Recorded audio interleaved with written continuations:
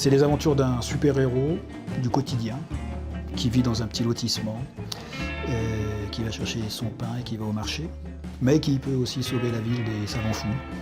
Et il a une particularité, ce super-héros, c'est qu'il a un pouvoir qui est lié à la bande dessinée.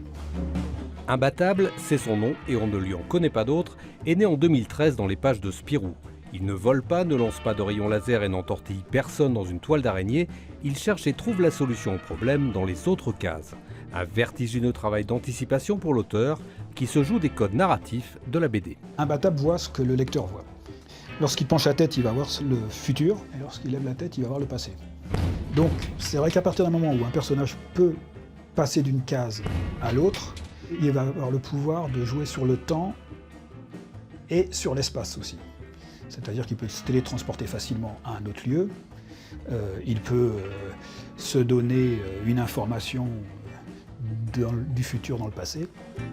Imbattable passe ainsi sa vie à sauver Minouche ou à lutter contre les savants fous, le plaisantin ou les projets du maire, aidé en cela par ses amis aux super pouvoirs tout aussi décalés, comme Toody qui se joue de la perspective ou Pépé Cochonnet, le bouliste aux mots frappants. Et quelque part dans Rennes, il existe un lecteur très averti d'Imbattable, tellement ressemblant qu'on se demande si ce n'est pas le vrai. Il faut lire la bande dessinée de façon linéaire, mais c'est impossible de résister au coup d'Imbattable et de passer de case en case, donc ça suppose une deuxième lecture. Et page 8, quand il lance l'encre du bateau, là, ça me fait vraiment marrer avec le « Oh, la mouette !»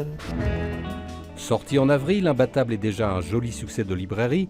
Bonne nouvelle pour les fans, il y aura un tome 2 déjà presque prêt. Moins bonne nouvelle, super pouvoir ou pas, il ne sortira que l'année prochaine.